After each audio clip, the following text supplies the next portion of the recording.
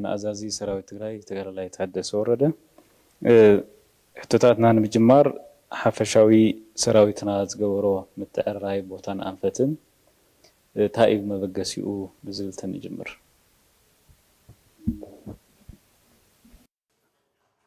مجمرات نويح رأت نعم أخل عدي آتينا خبز نار ناز فلتي ذي بدو والله أنفت ناب وريلو كاو حليفون ناب دو غندر أنفتون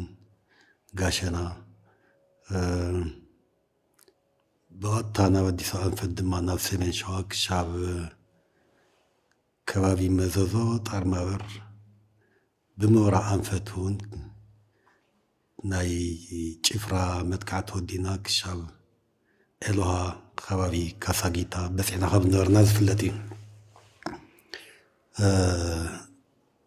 أوذيك نوسع خلنا بتعمي ناي قذف ناي صلاة جنبارات ناسورنا بتعم قذيف نايتان أحيلتاتون نادم سسنا نيرو بزما قد زيفت ناي مجارشا دوق عزب بحال نديسا ونقصال زخل استراتيجيك بوتاتات بس حنا أو بس حنا كن مسخ لنا ثلاث خلطة قدات نيران كنرين زلنا اتصال سايد ما توتادروا مالتي كينات كبال كله بحافشو بزح جنبارات زلوية تحدو التادراي ايو تي عودو قات واسا تسالاز دمسسي سراوي زلوي تخالي دما بوليتيكاوي جنباري سالسايتي دبلوماسيوي كالوت جنبارات هنا له هذيك الناس خلنا توتادراو قداي توتادراو جنبار عري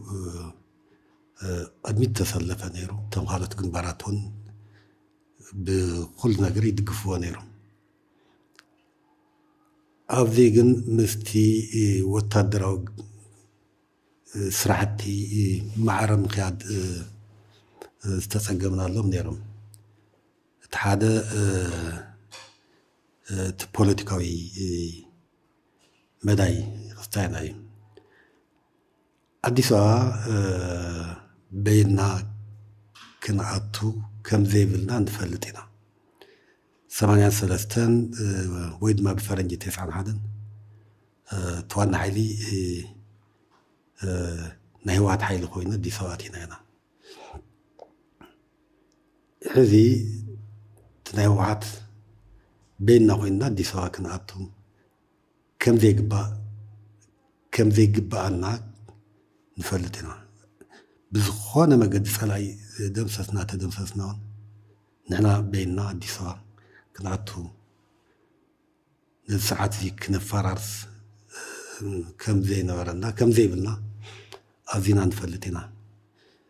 سلزي مسخابة بوليتيكا وحيلتات كقبر كفتر ذلو جنبار نيرو كفتر ذلو مرددا نيرو كشاب طارما برخوابي نطارما 7 كيلومتر عقد نبصح مزوزن نبصح مزوزن تناي زبرخ نايت خوابي بوتاي كشاب زخاب نبصح توتادراو حيلنان بوليتيكاوي جنبار مفتارن قنا عيتبلن نير سلازي تحادة نجر نظام حيل تازيم جنبارك الشعب زفتر نحوار من رداك الشعب زفتر حدا قويدنا نتاو نخذ لك الشعب نخذ لك قناتك الشعب زفتر افتزات حنا البوتا دوك نبليرنا مالتي أن بتفعل عليه مهنيات قرب دحريس ትርፊል ነይሩ እቲ ፖለቲካዊ ግንባር ዝበሃል ምስቲ ወታደራዊ ስራሕትና ማዕረ ኣይሰጎመን እቲ ካልኣይ እቲ ዲፕሎማስያዊ ጉዳይና እዩ ኣብቲ ዲፕሎማሲ ድማ ኩላትና ከም ንዝክሮ ኣብ ደገ ኣዲስ ኣበባ ምስ በፅሕና ሓደ ሓደ ዘረባታት ይለዓል ነይሮም በይንኩም ከይተኣቱ ኣዲስ ኣበባ ከይተኣቱ ዝብል ካብ ፈተውት እውን ከምዚ ዓይነት ሓሳባት ይመፅእ ነይሩ ከምኡ ዓይነት ድሌት ከም ዘይብልና ንፈልጥ ኢና ከምኡ ክንገብር ከም ዘይብልና እውን ንፈልጥ ኢና ናይዚ ሃገር ሓላፍነት ንሕና ክንሽከም ከም ዘይብልና ንፈልጥ ኢና ናይ ኣዲስ ኣበባ ምሕደራ ፀጥታ ንሕና ክንሽከም የብልናን ክንሽከም እውን ኣይንኽእልን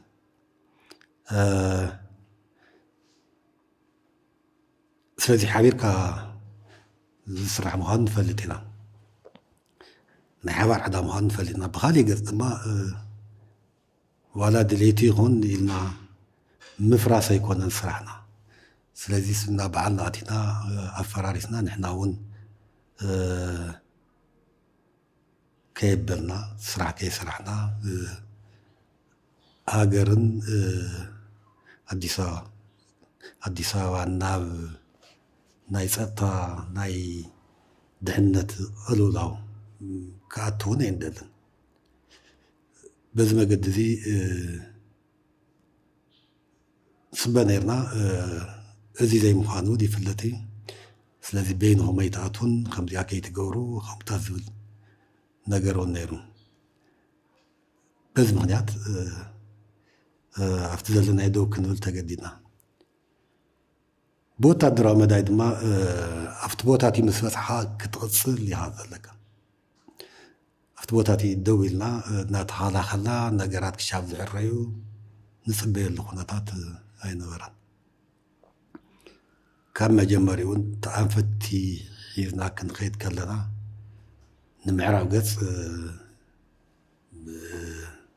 ናይ ፀላ ቦታት ገዲፍና ንኸይድ ከም ዘለና ንፈልጥ ኢና ንምብራቕ እውን ናይ ፀላይ ሓይሊ ገዲፍና ንኸይድ ከም ዘለና ንፈልጥ ኢና ግን ናብ ማእኸል ከይድና እቲ ማእኸል ብምፍራስ ኩሉ ነገር ክንልውጦ ኢና ዝብል ሓሳብ እዩ ነርና ኣብቲ ዝበፅሕናሉ ደው ምባል ዘይንኽእለሉ ኩነታት ነይሩ ቁልቁለት እዩ ካብኡ ቀፂልና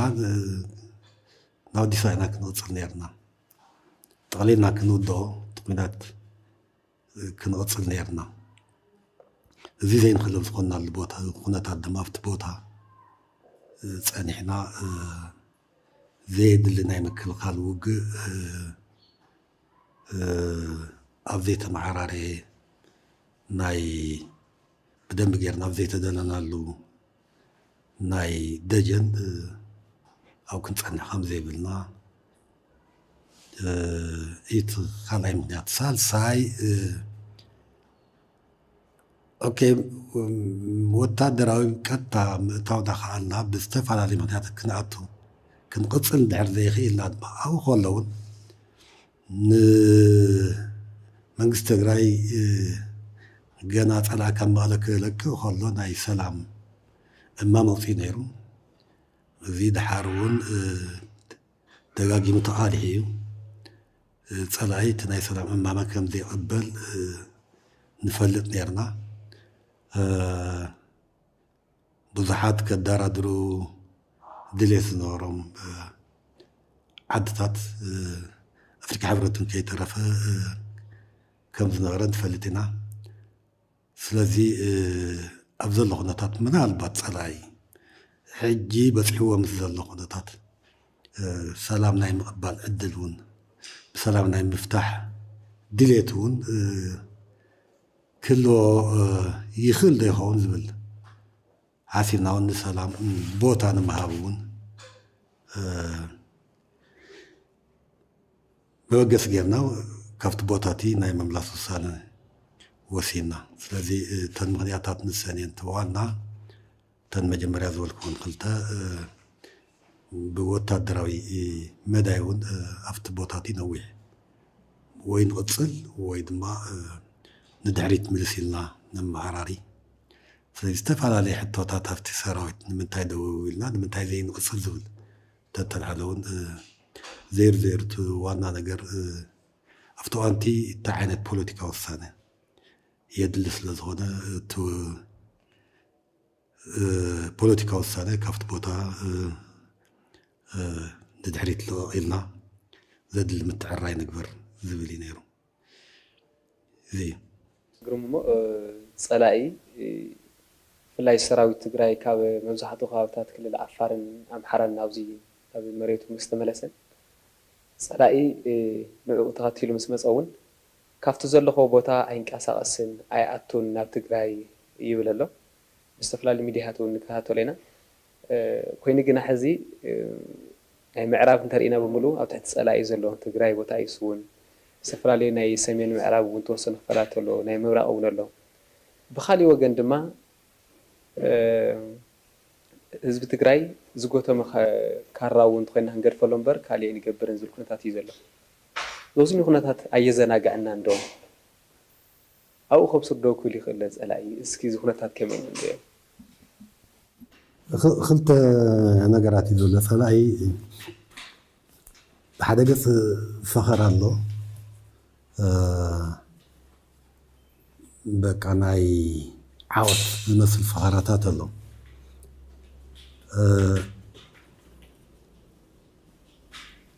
ምንም ዘፈክር ነገር የለን ምንም ልምዲ ደኣ ኮይኑ እምበር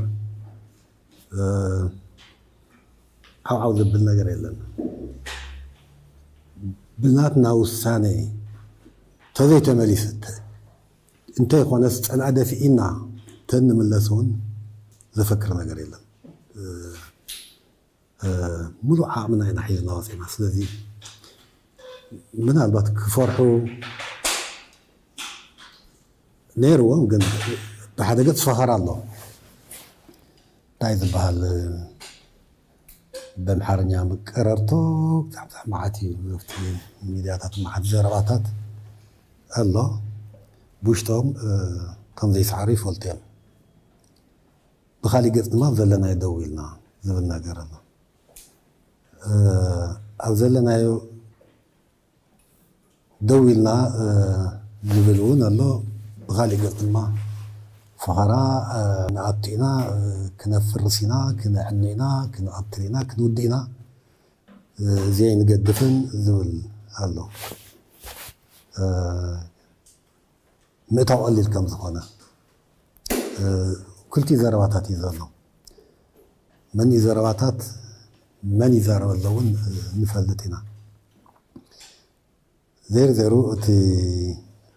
ኩነታትና ክረኣይ ከሎ ብሓደ ገፅ ናይ ፀላኢ ዘረባታት ኣሎ ደው ክንብል ኢና ኢሉ ኣብ ተግባር ድማ ደው ኣይበለን ደው ኣይበለን ክበሃል ሓደ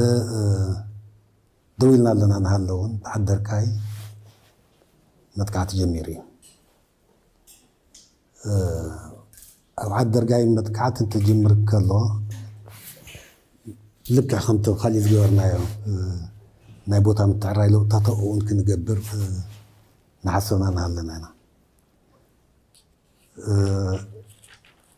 ከምዚ ንሃሎ እቲ መጥቃዕቲ ጀሚሩ ኣይኮነሉን እቲ ውፅኢት ካብኡ ተፃራሪ ነይሩ እቲ ዝፍክርዎ ዘሎ ባዶ ምዃኑ ሪኦምዎ እዮም ብጣዕሚ ብዙሕ ሰራዊት ከም ዝሃለቀ እውን ይፈልጡ እዮም ብዙሕ ብረታት ከም ዝሰኣኑ ኣብኡ እውን ይፈልጡ እዮም እቶም ፍሉጣት ሰባት እውን ከም ዝሰኣኑ ይፈልጡ እዮም ምዚ ስዒቦ ውሽጦም ዝፈጠረሎም ሽግር ከም ዘለውን ንፈልጥ ኢና ስለዚ ደው ኢልና ኣለና ኢሎም ቀፂሎም ግን ምስ ቀፀሉ ደው ኢሎም 3 መዓልቲ ምስ ተዋግኡ ደው ዝበልሉ ደው ክብሉ ስለ ዝደለዩ ኣይኮነን ክቕፅሉ ስለ ዘይከኣሉ እዩ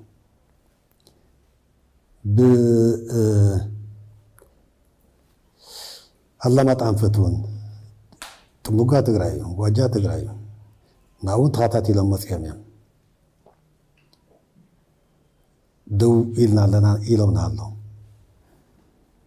እውን ግጭት ነይሩ ውግእ ነይሩ መጨረሻ ከም ዘይከኣሉ ሪኦም ደው ኢሎም ኣሎ ደው ዝበሉ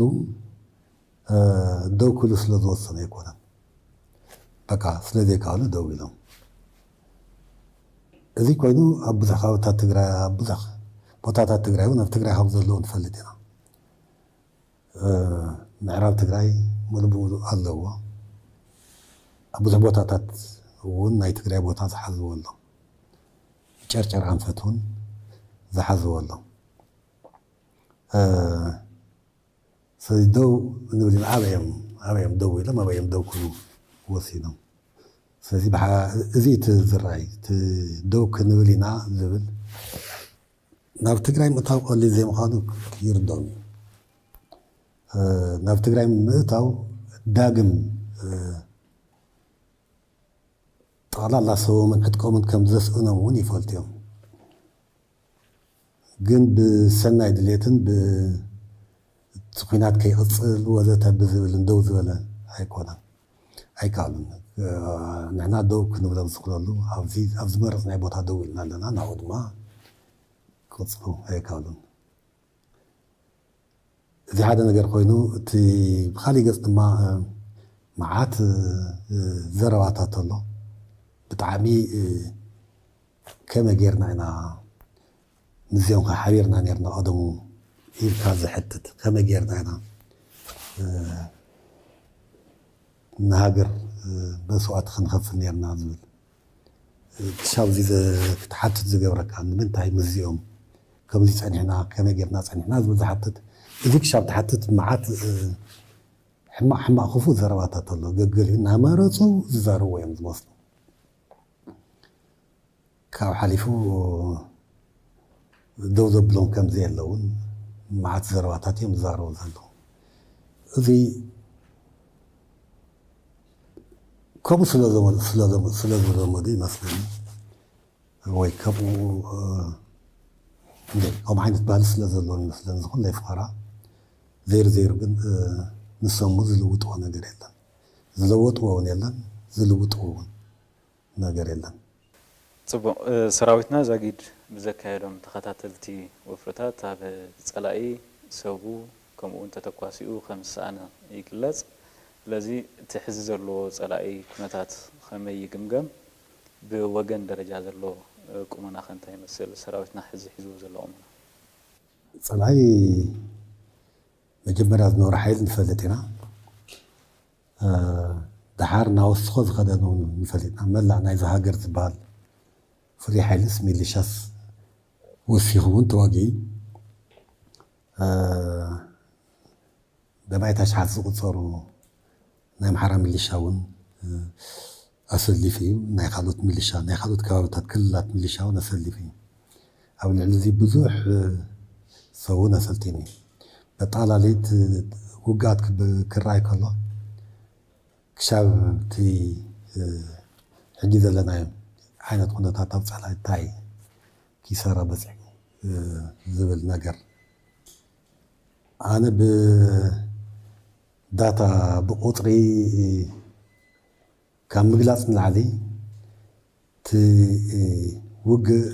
ተኸታታሊ እዩ ነይሩ ካብ ደብረ ብርሃን ክንበፅሕ ከለና ከይተዋጋእና ኣይኮንናን ደብረ ብርሃን ክንኣቱ መሃል ሜዳ እውን ኣቲና ኢና መንዚ ኣቲና ኢና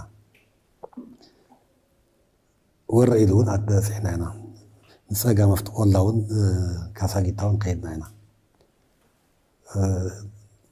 ናብቲ ደብረ ሲና መዘዞ ክንበፅሕ ከለና ድሕሪ ናይ ደሴን ኮምበልቻን ውግእ ብምሉኡ እቲ ክሻብ ሸዋሮቢት ዋላ መዘዞ ዝነበረ ናተዋጋእና ኢና ከይድና ስብካ ዝተኸደ ኣይኮነን ብእግሪ ኢና ከይድና ብእግሪ ንከይድ ስለ ዘለና ናተዋጋእና ንከይድ ስለ ዘለና እዚ ኣብቲ መጀመርያ ዝተገበረ ናይ ጭፍራ ጋሸና ካብኡ ሓሊፉ ኮምቦልቻ ደሴ ኮምቦልቻ ኣብዚ ግባር ዝነበሩ ናይ ፀላኢ ሓይሊ ብዋናነት ዝዓበየ ተደምሲሱ እዩ ዝተበተነ እውን ኣሎ ድሓር ዝተረፈ ድማ ኣኪቡ ሓደሽቲ መዓት ሓደሽቲ እውን ወሲኹ ከም ሓይሊ ክቕፅል ገይርዎ እዩ ከም ሓይሊ መጠንቲ እግረኛ ሓይሉ ተሰይሩ እዩ ይፈልጥ እዩ ንሱ እውን ፀላኢ እውን ይፈልጥ እዩ እቲ ናይ ኣምሓራ ሓይሊ ዝበሃል ፍሉይ ሓይሊ ፋኖ ዝበሃል ሲሉ ናይ ግርግር ኣሎ እዚ እውን ተሰይሩ እዩ ታሕቶት መራሕቲ ሙሉእ ብምሉእ ሲኒ ማእኸሎት መራሕቲ እውን ሲኒ ናይ ሻለቃ ኣዛዚ ወዘተ ዝበሃል ነገር የለን ሻምበል ኣዛዚ ዝበሃል ተወዲ እዩ ክሻብ ክፍለ ጦር እውን ቀሊል ዘይኮነ ኣመራርሓ ኣብቲ ውግኣት ይጠፍ እዩ ስለዚ ብኣካል እውን ብጣዕሚ ዝተጎደ ሰራዊት እዩ ብሞራል እውን ዝተጎደ ሰራዊት እዩ ኣመራርሑ እውን ሓደሽቲ ኮ የእቱ ነይሩ ዘይተዓለሙ ጋቢ ዝገበሩ ናይ ጨለዋሻት እውን ይኣትዉ ነይሮም ጋቢ ገይሮም ይኣትዉ ኣብ ታዕሊም እቲ ኩሉ ዝወፁ ሓደ መዓልቲ ክልተ መዓልቲ ሰለስተ መዓልቲ እውን ይዝኣት እዩ ትሕቲ ዕድመ እውን ዝኾኑ ቆልዑ እውን መዓት ኣሰሊፉ እዩ ብምሉእ እዚ ፀላኢ ብተብተብ ዝኽቶ ዝነበረ እውን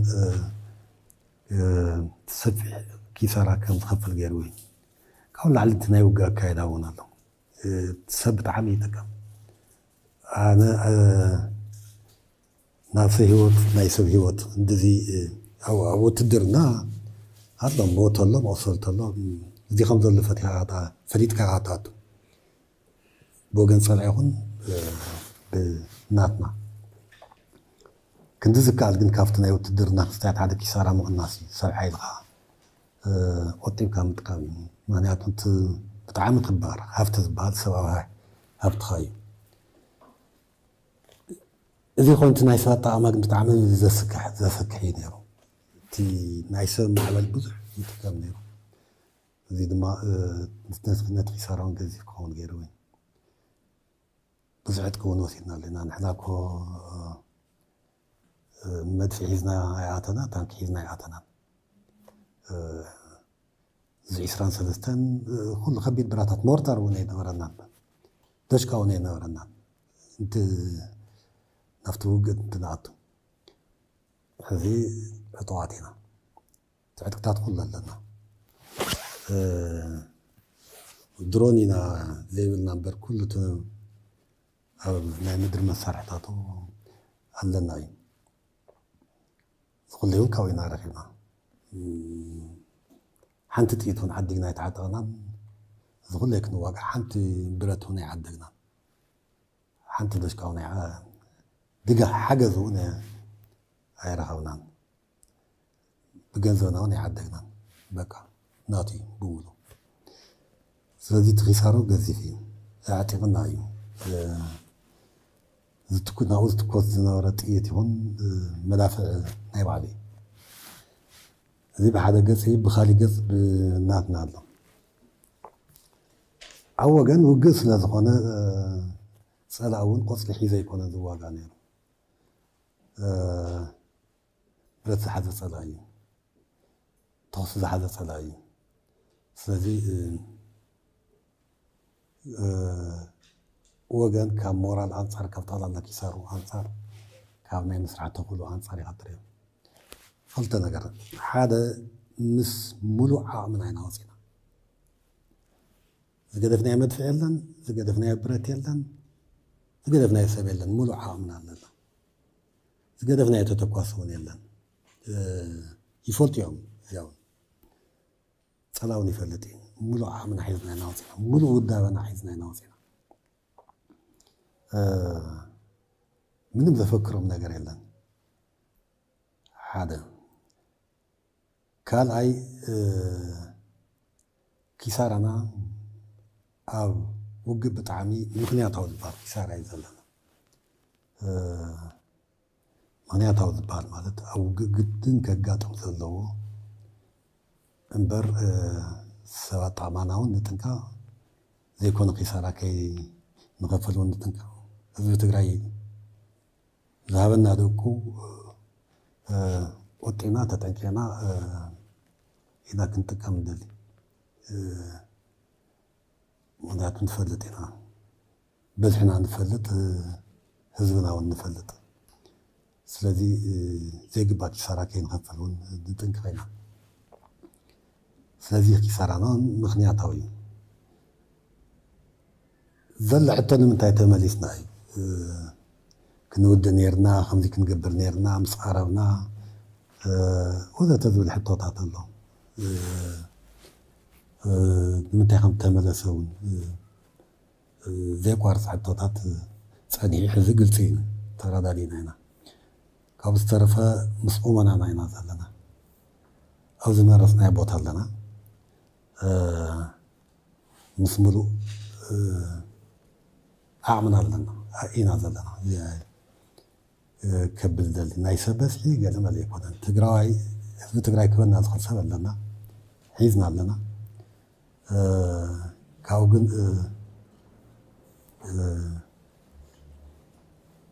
ከምቲ ፀላ ዝገበሩ ዓይነት ናይ ሰብና ኣጠቓቕማ ግን ኣይገበርናን ክንገብር እውን ኣይንደልን ንሓዋር እውን ኣይንገብርን ስለዚ እዚ ዘሎ ኩነታትና ፀላኢ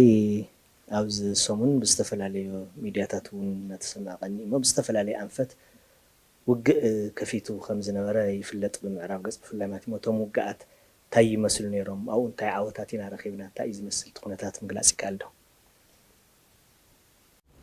ፀላኢ ድሌቱ ብሓፈሻ ንፈልጥ ኢና ወልቃይት ፀገዴ ኣሎ ፀላኢ ካብኡ ሓሊፉ ገና ዘይሓዝናይ ቦታን ኣሎ ዝብሎ ኣሎ ራያን ፀለምትን ማለት እዩ እዚ ንኽእል ዶ ኣይንኽእልን ዝብል ሒሳብ ዘይብሉ እዩ እቲ ድሌት ዘሎ ስለዚ ናብ ዓደርቃይ ከጥቃዕ ከሎ ፀለምቲ ንምቁፅፃር ካብ ፀለምቲ እውን ንምፅራግ ተከዘ ንምብፃሕ እዚኣት ምንባሩ ሚድኦም እውን ዝዛረቦ ዝነበረ እዩ ንድሕሪት የለን ኣብ ዘረባ ንድሕሪት የለን ይከኣል ዶ ይከኣልን ዝብል ነገር እውን የለን ስለዚ ዕላማኦም እዚ ነይሩ ፈቲኖም እውን እዮም ሰለስተ መዓልቲ ተዋጊኦም እዮም ካብቲ ዝነበርናሉ ጨውበር ዝተወሰነ መሓይሽና ምክንያቱ ጨውበር ናይ ምፅናሕ ክስታይ እውን የነበረናን ካብ ዓደርቃይ ምክታል ምስ ጀመረ ተወግእ እናቐፀለ ምስ ከደ ዓደርቃይ ንድሕሪት ጌርና ተቐሚጥና ገሊኦም ዓደርቃይ መን ኣተወ መጀመርያ ዝብል ሓደ ሓዲኡ ኣብኡ ፎቶግራፍ ክለዓሉ ዝደለየ ይመስሉ ቀዲምና ኣቲና ዝብል ሚድያ ክዛረቡ ዝደለየ ይመስሉ ብጣዕሚ ዝገርም ዓይነታት ኣታተዋ ዝገርም ዓይነት ውግእ ነይሩ ጠቕላላ ኪሳሩ ብጣዕሚ ገዚፍ እዩ ንሕና ማይ ፀብሪ ድሕሪት ጌርና ዝገበርናይ ዘሰለፍናይ ሓይሊ ብጣዕሚ ንእሽቶ እዩ ዝበዝሕ ሓይልና ስኢሉ እዩ ነይሩ ኣብኡ ግን ሓያል ምርብራብ ገይሮም ክልተ ግዜ መጀመርያ ይገመትዎን ድሓር ተመዓራርዮም ቀፂሎም ናቐፀሉ ግን መጨረሻ ኪሳራ እዚ እቲ መዓት ሓይልታት እዮም ፍሉይ ሓይሊ ዝበሃል ናይ ኣምሓራ ኣሎ ፋኖ ዝበሃል ኣሎ ሚሊሻ ዝበሃል ኣሎ ናይ ቤጌ ምድርስ ናይ ጎጃም ኣብኡ ኣሎ ካብኡ እቲ ብዙሓት ክፍለ ጦራት ናይ ፌደራል እውን ኣሎ ደቢልና ንሃሎ ኢሎም ንሃሎ እቲ ዝዓበየ ሓይሊ ናይ መከላከያ እዩ ነይሩ ኩሉ ዘሎ ዓቕሙ እውን ተጠቒሙ ድሮን እውን ተጠቒሙ እዩ ደው ኣቢልና ኢሉ ንሃሎ ኣብ ዘለናይ ደው ኢልና ኢና ኢሉ ንሃሎ ድሓር ደው ኢሎም ኣይቕፅል እዚኣ እና እቲ ውፅኢቱ ክረኣይ ከሎ በቃ ቅፅል ስለ ዘይኻሉ ኣይቕፅልን ደው ኢሎም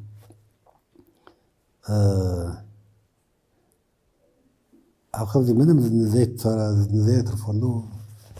ልዕሊ 10,000 እዩ ጠቕላላ ኪሳርኦም ብረት እውን ኣብ ምክልኻል ብረት ብዙሕ ኣይትረክብን ተቐትል ፀላ ግን ብዙሕ ብረት ኣይትረክብን ስኢሎም ተሃዲዶም ክኣትዉ ስለ ዝፈተኑ እቲ ብረቶም እውን ከብሎ ኣይከኣልን ክኣርዮ ኣይከኣልን ሻንጦም ዕጥቆም ክኣራርዮ ኣይከኣልን ምዉቶም ከልዕሉ ኣይከኣልን ቆስሎም ከልዕሉ ኣይከኣልን ሙሩኻት እውን እዮም ገዲፎም ከይዶም 10ታት ሙሩኻት ልዕሊ 600 ብረቶም እዮም ኣቢሎም ስለዚ ትድልየት ኣሎ ኪሳርኦም እውን ገዚፍ እዩ ብዙሕ ክንዛረበሉ ኣይደለናን ዜና ዓወት ኢልና ብዙሕ ክንደርፈሉ ክነብሎ ኣይደለና ክነቃልሖ ኣይደለና ብናይ ባዕሎም መገዲ ግን ኣቢሎም እዮም ኣሊሖምዎ እዮም ተሳዒሮም ንሃለውን ፈኪሮም እዮም መዓት ቀረር ተሰሚዕና ኣለዩ ተመሳሳሊ ብራያ ኣንፈት እውን ቀፂሎም ናይ ደንኮሮ ገብሩ ፈቲኖም ኣይበልና ኣይከኣሉ እዚ እናቲ ደው ኢልና ኢና ኣይንቕፅልን ወዘተ ዝብል ብሰናይ ድሌት ኣለዎ ወይ ሰላም ደሊኻ ወይ ኣይኮነ ክጅመር ከሎ ናብ ትግራይ ክኣትዉ ተቐፂሎም ትግራይ ድማ ሓዊ ምዃና ይፈልጡ እዮም ካልኣይ ታምእታው እውን ስብካ ኣይኮነትን እናጋለብካ ዝእቶ ኣይኮነን ስለዚ ኣይከኣሉን ደው ኢሎም ኣለዉ እዚ እዩ ዘሎ ሰራዊት ትግራይ ናብ ቦታኡ ተመሊሱ እዩ ክንብል ከለና ኩክናት ዝብሉ ጠጠው ኢሉ ዋና መምለሲኡ ኸ ምስቲ ናይ ሰላም ቅሩብ ምዃን ዘለዎ ምትእስሳርን ካልኦት ነገራት ምስኡ ተኣሳሲሮም ዘለዓሉ ነገራት ስለ ዘሎ ወገን ፀልኣ እውን እቲ ናይ ሓሶት ፕሮፓጋንዳ እውን ስለ ዘሎ ኣብዚኣ ዘላ ነገር ግልፂ ክትኮነለይ ስለ ዝደለኹ እዩ ኣብቲ ናይ ፀልኣ ናይ ሓሶት ፕሮፓጋንዳ ብዙሕ ስለ ዝኾነ ምንም ክብል ኣይኽእልን ዘሪፎም ከምዚ ገይሮም ዝብል ኣሎ ሓንቲ ክስታይ ኮምቦልቻ ካብ ቀደም ትፍለጠሉ ብሓደ ነገር እዩ ብጨርቃ ጨርቂ ፋብሪካ እዩ ልክዕ ከም ኮምቦልቻ ማለት ኮምቦልቻ ድሬዳዋ ብጨርቃ ጨርቂ ፋብሪካን ብባቡርን እያ ትፍለጥ ኮምቦልቻ ድማ ሕጂ ብዙሕ ኢንዳስትሪ ኣለዋ ብዙሕ ፋብሪካታት ኣሎ ግን ካብ ቀደማ ትፍለጠሉ ብጨርቃ ጨርቂ ፋብሪካ እዩ እዚ ንፈልጥ ኢና ናይ ኮምቦልቻ አይደንቲቲ ዓይነት እቲ ፋብሪካት ክንኣቱ ከለና ናይቲ ከተማ ቅርሲ ጌርና ኢና ርኢና ንስታት ይትረፍቲ ካሊእ ፋብሪካታት ብዋናነት ከም ናይ ጨርቃ ጨርቂ ትፍለጠሉ ምንም ክትከፍ ከም ዘይብሉ ምንም ኢንዱስትሪ ምንም ፋብሪካ ምንም ክንካ ከም ዘይብሉ ወሲና ናትና ኣይነኸኣና ነው ምናልባት ምን كان تخين تشاركا تشارك فابريكا هي قبل أو ذي يعني ويم المدى ملو بملو عادي ماشي بمبال ترحونا يكون استقاط طالع لا كم حد شي كم مسرة زبال أكاتي لمونا يوم يعني من هنا ممكن عندهم حصاوي نارنا كفتم زيتم كفو وفتات جيرنا ناتنا هذون جميرنا يو خمد جيرنا سكا فابريكاون جميرنا خمد جميرنا أو يولدوا ويجمر زيتن كفنا ክንጅምር ዘይንኽእል ንሕና ኢና ትግራይ ተዋሲርና ኣለና ግን ኣዝመዳ ክንጅምር ኣይንኽእልን የለን ከምዚ ይኾን ገይሮም ኣዕድዮም ወዮም ኩሉ ነገር ኣቢሎም ወዮም እና እቲ ፀለመ ምንም ክትብሎ ኣይትኽእልን በቃ ካሊእ እቲ ብዙሕ ክስታያት ኣሎ ዝብልዎ ንሕድሕድሕዱ ክትመልሶ ኣይትኽእልን ግን ቶም ትዛረቡ ይዛረቡ ኣለዉ ብካሊእ ገፅ ድማ ምስቲ ገጠር ኣምሓራ እዩ ድማ ፀኒሕና ኢና እቲ ገጠር ዘሎ ኣምሓራይ ናይቲ ከተማታት ዘሎ ኣምሓራይ ከምቲ ቀደም ንፈልጦ እዩ ለውጢ የለን ትቕፅሉ እንትኾንኩም ሓቢርና ክንቃለስ ትምለሱ እንትኾንኩም ግን ድሓር ከባሳብሰና እዮም ዝብሉ ነይሮም ህዝቢ ናይ ምውዳብ ናይ ምፍራስ ምምሕዳር ናይ ምፍራስ ናይ ምትካል ዕጥቂ ናይ ምፍታሕ ወዘተ ዝመሰሉ መደባት ድማ ይነበሩናን ስለዚ ነቲ ህዝቢ ዘቃልስ ዝውድብ ዘንቅሕ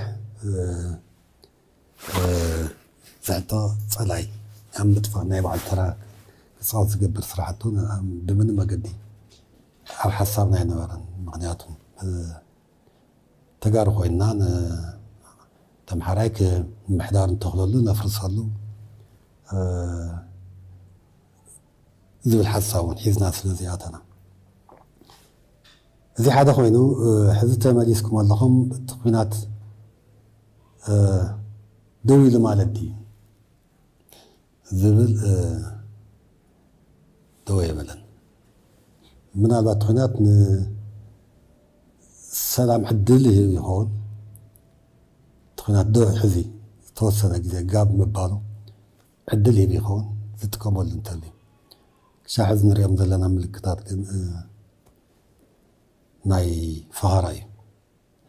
ስለዚ እቲ ኩናት ደው የበለን እቲ ኩናት ክቕፅል እዩ ዋተቨር እቲ ኩናት ከም ዝቕፅል ሓሲብና ድማ ተመሓራሪና ኣለና ምምሕራይና ሙሉእ እዩ ካብ ንየ በፂሕና ተመሊስና ኣብቲ ሕዚ ዘለና ያለና ጥራሕ ዘይኮነስ ብሰላም ድሕሪ ዘይፍታሕ ኮይኑ ክንምለሶ ከም ንኽእሉ ንፈልጥ ኢና እዚ ንስብካ ዘረባ ኣይኮነን ኣብ ኩናት ኢና ዘለና ሰምሃውቲ ኩናት ክውዳእ ኣለዎ እቲ ኩናት ክውድአሉ ዝኽእል ድማ ኣብቲ ነቲ ኩናት መበገሲ ዝኾነ ነገር ክፍታሕ ከሎ እዩ ነዚ ክፈትሕ ምፍታሕ ተኣብይ ናግድን ብሓይሊ ክፍታሕ እንድሕር ኮይኑ በቃ ብሓይሊ ክንፈትሖ ኢና ብሓይሊ ንምፍታሕ ዘኽእለና ኩሉ ምትዕራይ ድማ ንገብር ኣለና ፀላኢ ህዝቢ ትግራይ ንምፅናት ሕዚ እውን 360 ዲግሪ ከቢቡ ኣብ ክባን ዕፅዋን እዩ ኣእቲና ዘሎ እዚ ኩነታት እዚ እስካዕ መዓዝ እዩ ከምዚ ኢልካ ክቕፅል እንታይ ዝሕሰብ ነገር ይህሉ ኣብዚኣ እኮ ሰራዊት ማለት ህዝቢ ትግራይ ዕፅዋ እዩ ዘሎ ልካ ከምቲ ጀኖሳይድ ህዝቢ ምስናት ተጀሚሩ ደው ከም ዝነበረ ደው ከም ዝበለ ኢሉ ከም ዝፀንሐ ትግራይ ብምቆፃርና ሓራ ብምውፃእና ዝበዝሕ ትግራይ ኣይኮነን ሕዚ ኣብቲ ኩናት እዋን ኣብቲ ትግራይ ሙሉእ ተዋፂሩ ኣሎ ዝነበሩ እዋኑን ብኣካል ህዝቢ ትግራይ ከንበርክ ኩሉ ዝገብሮ ነገር ይገብር ነይሩ እቲ ሙሉእ ጀኖሳይድ ዝበሃል ይፍፅም ነይሩ ምስ ለኣቐ እውን ህዝቢ ትግራይ ብጥሜት ብኩሉ ኣገልግሎታት ምስኣን ብመድሓኒት ምስኣን ብኩሉ ነገር ሓገዙን ከይረክብ ብምግባር ዓፂዎ ኣሎ ስለዚ እቲ ጀኖሳይድ ይቕፅል እዩ ዘሎ ተምዕፃው ህዝቢ ትግራይ ሰራዊት ትግራይ ብሙሉእ ኩሉ ነገር እዩ ኣፅዋ ዘሎ እቲ ዕፅዋ እዚ ክፍታሕ ዘለዎ እዩ تعسي خم مبارك كان كفت عزلوي بزغونا مجدي ما عاد يفتح خما يفتح كنريو زي فتح قنا يكونن من البط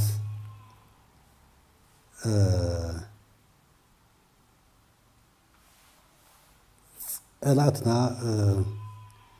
مجمرة زنورة طفعنا يوم قتلنا يوم هو نير تحرد ما نام كل خل عينة جرحوتات يوم آتيهم نيرهم عد ندهن عم حرا ندهن وذات الذن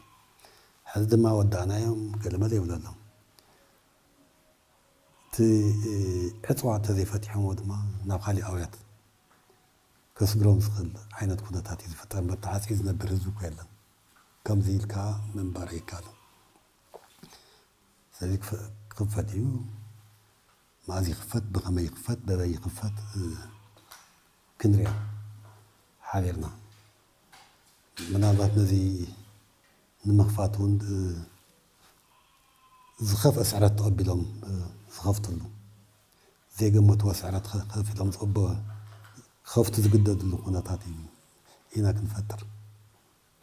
نملأ هزب تقراي سراوي تقراي زحلفوا ملأتي نكبر هزب تقراي هذا حصير دقر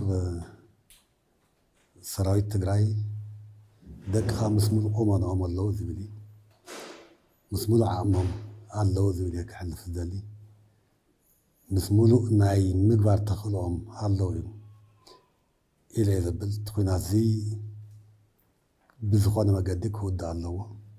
نتقينات زي نمودا زخل قمنا زخل ما مارس حيل ترح ندحر دا خوينا حيل ترح ندحر دا خوينا نزين مقبار زخل قمنا علنا بخالي قز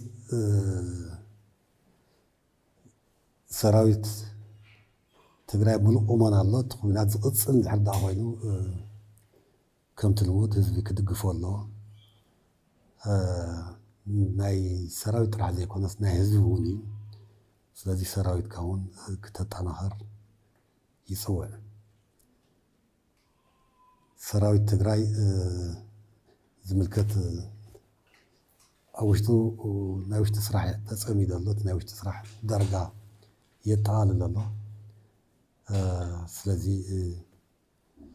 مدلاتو يود الله سلازي تخينات بسلام كودا تحت زي خلقينات بحيل خاك تود مورالاوين ناي تقراوين ناي هزبن قبو الله كاس لذي أو ذي مدلاقا قرب بسترفا ذيك نزارو كلنا ناي بفرنج حدش عمت هنا آتي نازل لنا والله هزب تقراي بفرنج زي قصرت خوينو نملا هزب تقراي قنتهم بفرنجي أقوى ترى زتكم دياسبورا تقارن قوى حدش عمت زي أصحكم كبري دلي يغني لي